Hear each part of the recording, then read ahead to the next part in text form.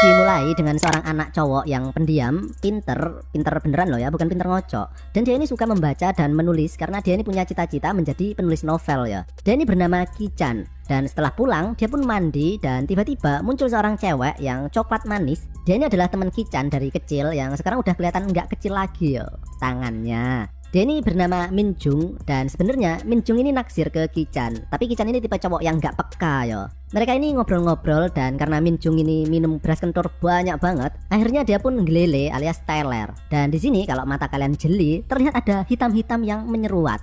Maksudnya kutu ya. Dan kemudian HP Minjung berbunyi yang ternyata adalah orang tuanya yang menanyakan dia sedang berada di mana. Ki-chan kemudian melihat tubuh Minjung yang semlohe yang membenarnya ingin memegang Nutrigelnya, tapi nggak jadi dan justru membetulkan posisi pakaiannya. Nah ini baru cowok baik-baik, nggak kayak kalian itu. Kemudian terdengar suara dari bawah dan ternyata Minjung itu tadi nggak tidur loh. Dia ini cuma ngetes Ki-chan aja ya. Ki-chan pun turun dan ternyata itu tadi adalah suara ayahnya. Ibu Ki-chan ini sudah meninggal ya, dan ayahnya ini adalah seorang pengusaha jual beli sempak bekas yang sudah malang melintang di dunia persempakan. Keesokan harinya muncul seorang wanita yang bernama Yunso. Dia ini adalah istri baru ayahnya alias ibu tiri Ki-chan yang niatnya itu mulai hari ini dia bakal tinggal di rumah ini juga. Namun terlihat Ki-chan ini nggak terlalu seneng ya dengan kehadiran Yunso dan langsung pergi meninggalkannya. Dan film ini pun dimulai. Keesokan harinya, Ki-chan yang hendak berangkat nongkrong nggak sengaja melihat Yunso yang sedang jentat-jentit mencari jepit rambutnya yang terjatuh. Dan untuk kategori wanita yang sudah berumur, mbak ini lumayan sensual loh ya. Atau seenggaknya menurut Pak D aja sih. Kalau ada yang sepemikiran dengan Pak D, boleh tekan tombol like. Sementara itu, Ki-chan yang sedang nongkrong ditemani seutas laptop plus secangkir kopi kapal selam, kemudian mencari-cari inspirasi untuk menulis karya novelnya. Sepulangnya, Ki-chan yang sedang mandi, tapi kemudian muncul Yunso yang niatnya itu pengen ngasih baju ganti ke Ki-chan. Tapi kemudian terjadi hal yang nggak disangka-sangka. Handuk Ki-chan terjatuh, Ki-chan menjadi kaget, Yunso menjadi terkejut, burung Ki-chan menjadi berdiri dan terbang.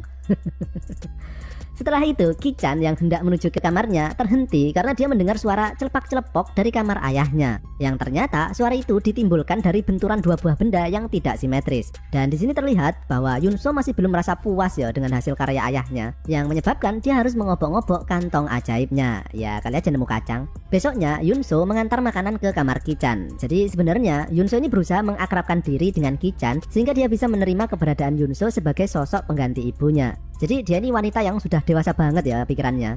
Ki-chan yang sudah terbangun kemudian turun dan di sana ia melihat Yunso yang tengah terbaring di sofa dengan posisi yang semlohe juga. Ki-chan pun memandanginya dari atas ke bawah, kemudian ke atas lagi. Ternyata Yunso sudah terjaga. Kemudian Ki-chan melihat sebuah buku novel di meja dan dia pun mengambilnya karena dia mengira itu adalah buku Minjung yang tertinggal. Ki-chan kemudian ditelepon oleh Minjung dan mengatakan untuk membawakan sebuah buku. Tapi ternyata buku tadi bukan punya Minjung, sehingga kini Ki-chan tahu kalau buku tersebut milik Yunso. Keesokan harinya, Ki-chan yang hendak nongkrong lagi kemudian melihat kamar ayahnya terbuka. Dia pun iseng masuk dan di sana ia melihat beberapa helai kain yang mencurigakan sehingga dia pun mengambilnya. Tapi karena Yunso yang baru mandi tiba-tiba muncul, Ki-chan kaget dan spontan langsung menyembunyikan kain segitiga bermuda tersebut. Padahal tetap kelihatan sih itu di celananya. Dikira Slayer kali ya. Ki-chan pun kembali termenung di warung kopi, tapi kini ia mendapatkan ide cerita novelnya, yaitu kisah percintaan antara anak dan ibu tirinya, dimana ia membayangkan kalau tokohnya itu adalah dirinya dengan Yunso. Sambil membayangkan adegan bercocok tanam dengan Yunso, Ki-chan pun kemudian mengetik cerita novelnya. Sepulangnya, Ki-chan yang membongkar tasnya kemudian menemukan kain segitiga bermuda Yunso yang nggak sengaja diambil tadi. Sementara itu, Yunso yang sekarang tahu kalau Ki-chan itu suka banget dengan novel, kemudian memiliki ide untuk membelikan Ki-chan beberapa novel langka untuknya. Dan trik tersebut berhasil. Kini Ki-chan udah mulai terbuka ya kepada Yunso, apalagi dia tahu kalau Yunso itu ternyata juga suka baca novel sepertinya. Namun Yunso yang tahu kalau segitiga bermudanya tadi hilang ternyata ada di meja Ki-chan, tapi dia malah nggak marah ya dan justru menggodanya karena dia menganggap hal itu adalah hal yang lumrah bagi remaja seumuran Ki-chan. Ya seenggaknya di Korea sana sih. Kemudian mereka makan malam dan di sini terlihat bahwa kini Ki-chan dan Yunso udah bisa bercanda, yang tentu saja membuat ayahnya menjadi seneng ya karena akhirnya Ki-chan bisa menerima keberadaan Yunso di keluarga ini. Keesokan harinya, Yunso yang sedang menyiram tanaman, kemudian endingnya malah siram-siraman air sama Ki-chan. Ikutan dong. Nah, dari sinilah kemudian Ki-chan ini mulai memiliki rasa sayang kepada Yunso, tapi bukan sebagai ibunya, melainkan sebagai sosok seorang wanita yang cantik menurutnya, khususnya kalau lagi basah kayak gini ya. Malamnya, Ki-chan kembali melanjutkan karya novelnya sambil membayangkan karakternya alias dirinya dan Yunso yang sedang melakukan penggenjotan. Namun imajinasi tingkat tingginya ini buyar ketika Yunso tiba-tiba muncul di kamar Ki-chan. Dan mengetahui kalau Ki-chan sedang menulis novel, Yunso pun kepo dan pengen membacanya. Tapi Ki-chan menyembunyikannya karena tentu saja itu adalah novel stensil ya. Dan disinilah kemudian terjadi situasi yang tidak terduga dan enak. Ki-chan ini nekat melakukan teknik nyosor lembu ireng ke bibir Yunso, yang tentu saja membuat Yunso terkejut ya. Dan dia pun marah dan mengatakan bahwa itu adalah hal yang tidak pantas dilakukan kepadanya. Namun tiba-tiba muncul ayahnya yang sedang mabuk yang memecah suasana tegang tersebut dan langsung mengajak Yunso untuk bercocok tanam. Keesokan harinya terlihat Yunso yang sedang memegang alat rapid test karena dia ini pengen punya anak ya. Tapi sayangnya hasilnya negatif. Dan beberapa saat kemudian malah muncul Ki-chan yang sekarang justru memberanikan dirinya mengatakan bahwa dia ini jatuh cinta kepada Yunso. Dan tentu saja Yunso menolak pernyataan cintanya tersebut. Ya iyalah, gila bah.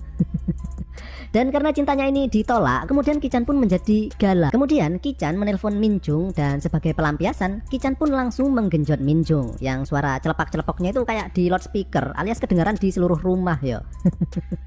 Ki-chan pun kemudian tertidur sampai keesokan harinya karena kehilangan banyak nutrisi, jadi capek. Sementara itu, Yunso masuk ke kamarnya untuk mengantar makanan. Dan di sini ia kemudian membaca hasil karangan novel Ki-chan, yang kemudian membuat Yunso kaget ya, karena ternyata isi novelnya itu menjelaskan secara gamblang tentang perasaan tokoh utamanya kepada ibu tirinya. Mereka berdua pun kemudian bertengkar dan sejak saat itu hubungan kedua insan ini pun menjadi agak renggang. Malamnya muncul Minjung lagi yang kini mulai ketagihan dengan hasil karya Ki-chan, sehingga mereka pun melakukan penggenjotan lagi. Namun ketika melakukan penggenjotan, Ki-chan nggak sengaja menyebut nama Yunso yang kemudian membuat Minjung marah dan sadar bahwa dia ini cuma sebagai pelampiasan saja, yang akhirnya membuat mereka kini juga bertengkar. Yunso kemudian menyusul Minjung untuk mencoba menenangkan hatinya. Dan kalau kalian nonton film ini ya, kalian bakal sadar betapa kontrasnya kedua cewek ini. Karena yang satu coklat, sementara yang satunya pink. Putih maksudnya. Pak Denny ngomongin kulit wajahnya loh ya. Minjung kemudian mengatakan bahwa Ki-chan itu sebenarnya jatuh cinta kepada Yunso. Dan kemudian Yunso pulang ke rumah untuk menghibur Ki-chan agar tidak cemberut lagi. Beberapa saat kemudian, ayahnya yang dalam keadaan mabuk lagi kemudian pulang. Yunso pun menyambut suaminya itu dan segera membawanya ke tempat tidur. Namun tiba-tiba Ki-chan langsung menarik tangan Yunso dan sekali lagi dia melakukan teknik nyosor lembu ireng ke bibir Yunso. Dimana awalnya Yunso ini menolak ya, tapi berkat kegigihan, kesabaran, dan ketekunan Ki-chan, udah kayak moto calon wali kota ini.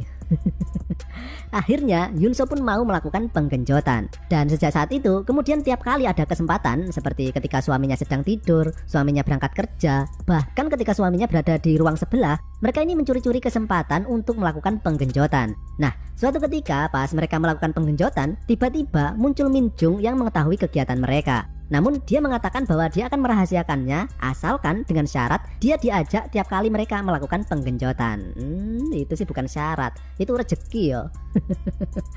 Nah, kegiatan bercocok tanam saling silang ini berlangsung untuk beberapa waktu. Sampai suatu ketika ayahnya ini curiga karena tiap malam Yunso selalu terbangun dan gak kembali lagi ke kamarnya untuk waktu yang lama. Sehingga diam-diam ayahnya ini menaruh kamera pengintai di rumahnya. Dan ketika dia mengkonfrontasi ketiga orang laknat tadi, mereka nggak bakal bisa mengelak lagi ya, karena dia punya bukti berupa rekaman CCTV. Mereka pun kemudian terdiam, nggak bisa berkata apa-apa lagi. Dan di sini terlihat di wajah ayahnya ekspresi kemarahan, kekecewaan, dan kesedihan bercampur aduk menjadi satu seperti dawet. Ayahnya pun nggak kuat menahan tekanan batin sebesar itu, sehingga kemudian dia pun geblak. 2 tahun kemudian, terlihat Ki-chan yang sedang mengantar Minjung ketemuan dengan pacarnya. Namun dia ini juga masih berhubungan dengan Minjung dengan hubungan tanpa status itu tadi. Enak bener hidupmu lele.